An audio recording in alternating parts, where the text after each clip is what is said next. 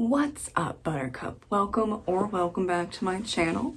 This is week 1.5, probably a little bit into week 2 of Read What You Own challenge because I lost track of time. So I'm just kind of combining the whatever days we have into the challenge.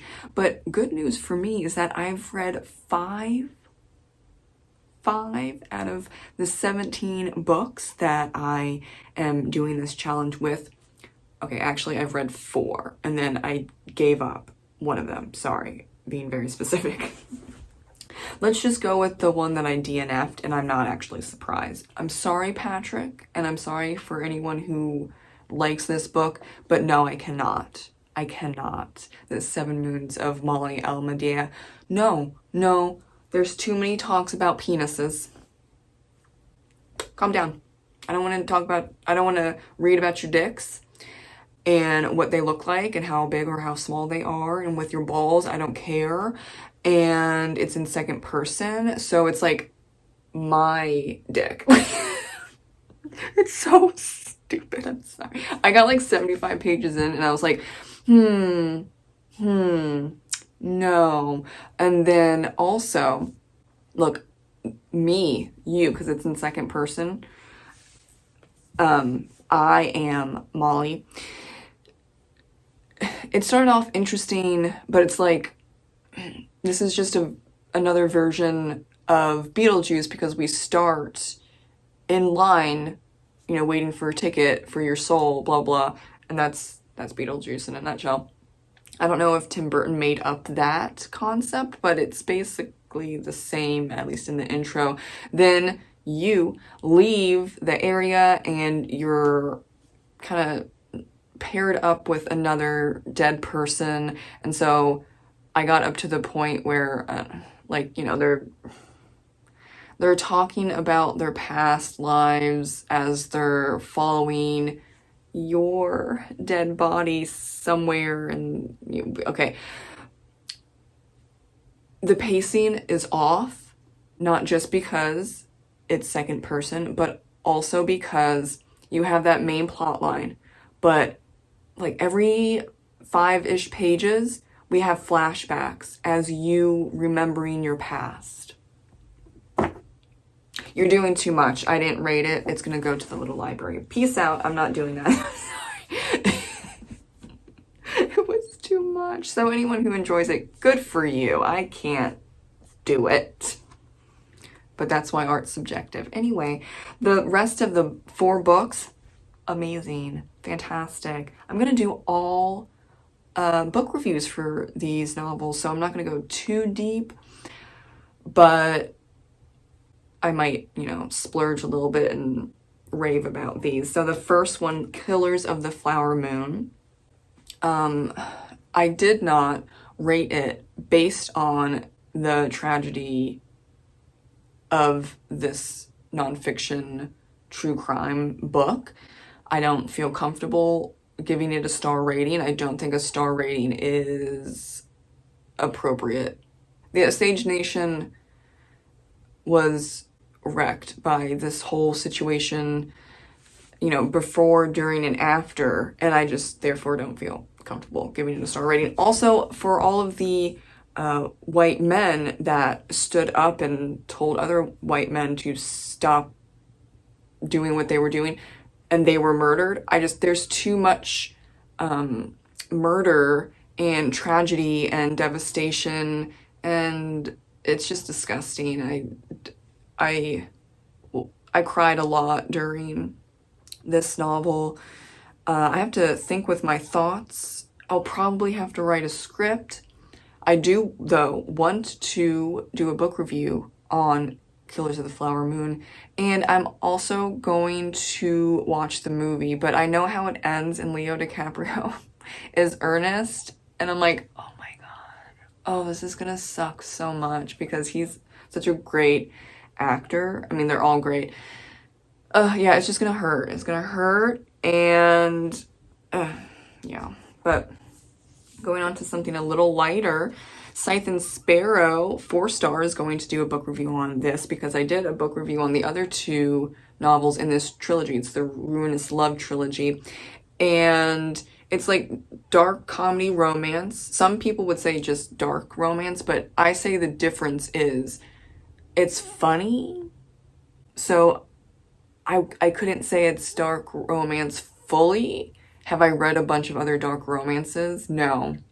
But the vibe that I get from the usual dark romance, it's very serious.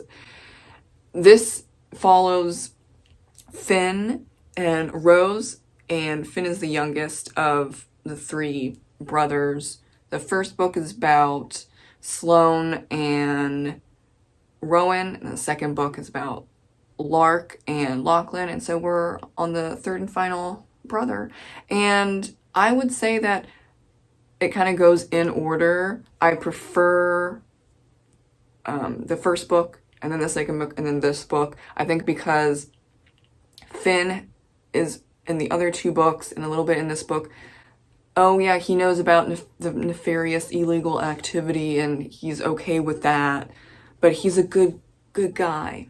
I think you could have just run with that. Like, he's the most moral of the other two, but you know, they're all messed up.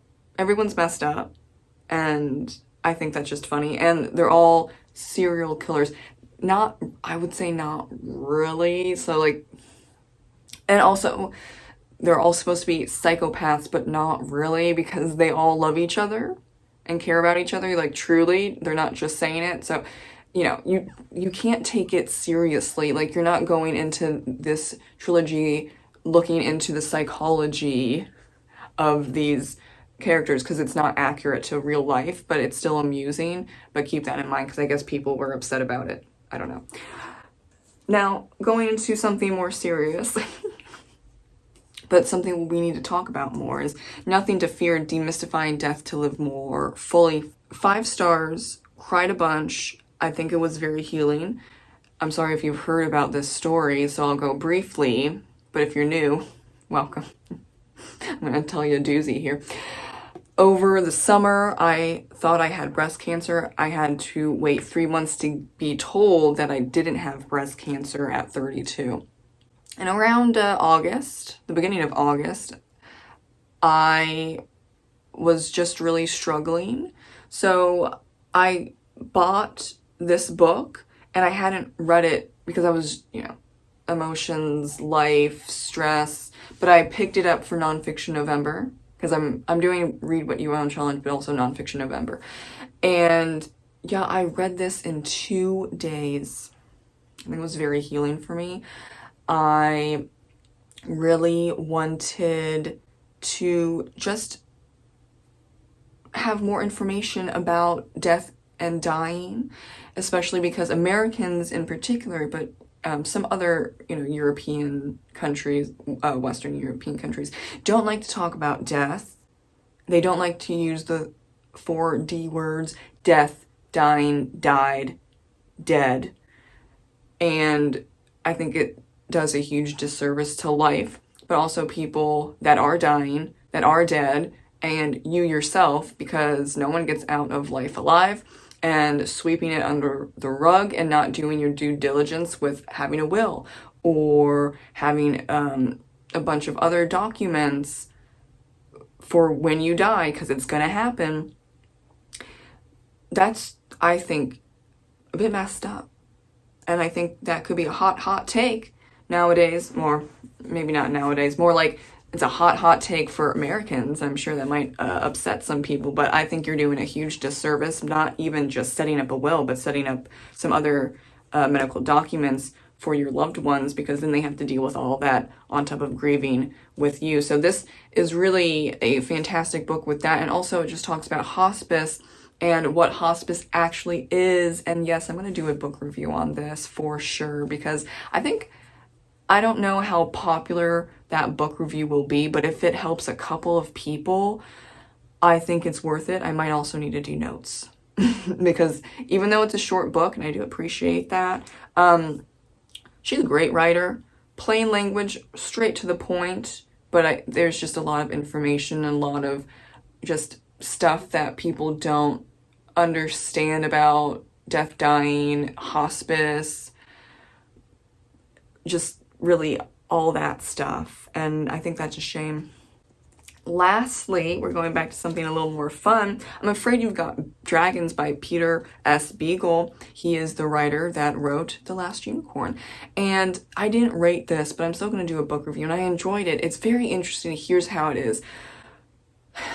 Peter, along with a couple of other older fantasy writers, really defined fantasy as we know it. So he can do really whatever he wants. He is not tied down to the expectations and, all of that with fantasy because he helped define it. So I'm Afraid You've Got Dragons. It doesn't fit modern fantasy whatsoever.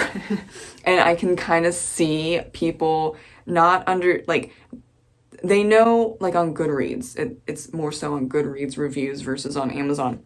But they're understanding that there's something different and that makes them feel a little off kilter, but they can't figure out what's different with I'm Afraid You've Got Dragons. So they're like, I really enjoyed it, but something felt off. It's because Peter helped define fantasy in the 70s, 60s.